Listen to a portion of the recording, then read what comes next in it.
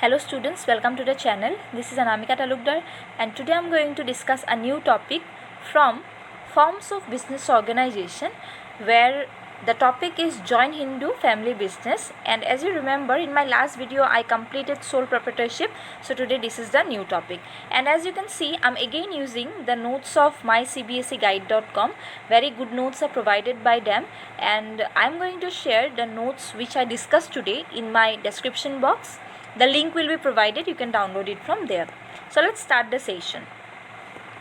So the meaning of Hindu joint family is, from the name only it can be understood that it is a family business by Hindu undivided family, and the business is carried and owned by all the members of the family, but control is in the hands of only one person, and that is the eldest member.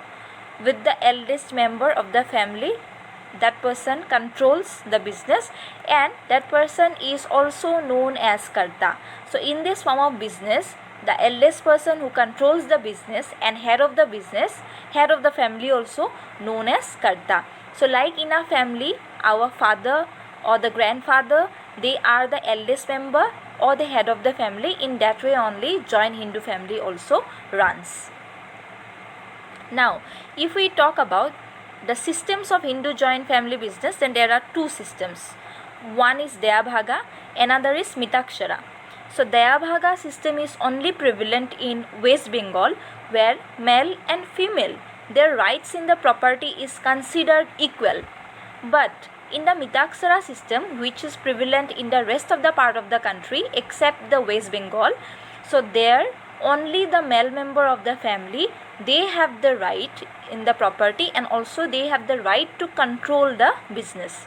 After like the father dies, then the son will be becoming the head of the business and also head of the family. So in that way the Mitakshara system runs. Now if we talk about the features of Hindu family business, first feature is formation, and formation is very easy in joint Hindu family business because it is formed by the ancestors, and whenever a new person is born in the family, then the person is included in the joint Hindu family business. So there is no hard legal procedure for forming a joint Hindu family business. It is formed by the ancestors, and in this way only it passes from one person to another in the family only. Next point is liability. So liability is unlimited for the Karta but limited for other members, because as the Karta is the head of the business and also controls the business, so liability will be coming only on to Karta, but a very limited liability is passed to the other members of the family. Only whatever share they have in the business, that much liability they have, but the Karta will have to look after all the liabilities of the business as he is the main person in the business. Next, control. It's again easy because it is obvious and it is known only, as I said already, that Karta is the eldest member and who controls the business. So control is in the hands of Karta, that is the eldest member or the head of the family. Other member, they do not have that control right for the business. Then continuity. Continuity also, as I said, that it is the business is started by the ancestors, and that's why it continues. If one dies, then it will be continued by the son, and after that, in that way only it continues from one generation to another generation. But yes, if they want to stop after the head of the family dies, then if they want to stop the business, if they want to close the business, then they can. Then minor members, I think you know about the minor and major members. Major members, those who are above 18 years, and minor members, those who are below 18 years. So the members, those who are below 18 years, they also become the members of this joint Hindu family business, because after a new member is born in the family, automatically they become a member of joint Hindu family business. So there are minor members too in this type of business. Now let's talk about the merits. What are the advantages of this type of business? First one is effective control. And how the control becomes effective? Because one person, the Karta, controls the business, and as he is the eldest member of the business, for example, the way we are like scared of our father, or father takes all the decision, in that way only karta takes every decision. So the control is effective. Other members, they have to listen to, or they have to obey to the decisions or the rules and regulations given by the karta. So control then becomes easy by the karta, so it is effective control.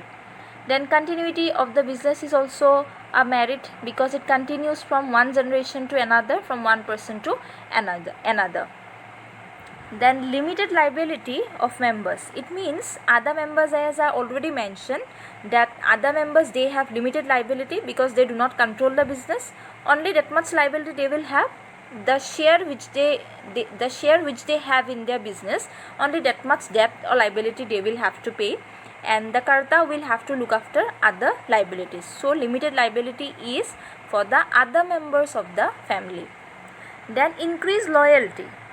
Increased loyalty, it means as it is a family business, so all the members are family only, and so everyone it's very easy that when a family is doing a business, then it's easy to know each other.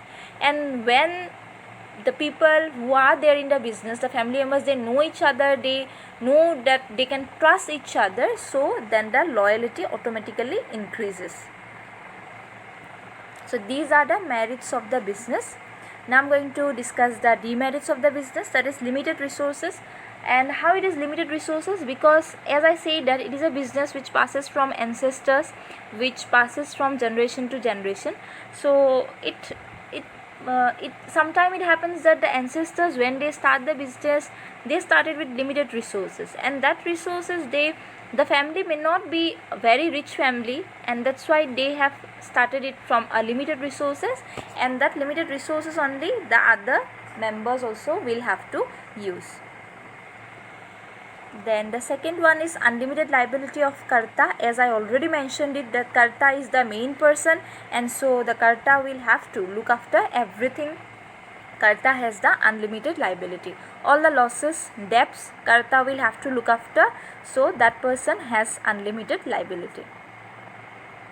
Then karta's dominance, as I already said that it is controlled by the karta, by the eldest member. So the dominance of the karta is prevalent in this type of business. Other members will have to obey whatever karta says. So that says us that karta has the dominance over the business and also over the other members. And the last one is limited managerial skills. Yes, as in this type of business, other members, like other experts, are not hired. So it is controlled, it is owned, it is carried on by the members of the family, and so they may not be very expert in all the managerial activity, or karta may not be expert in the managerial activity.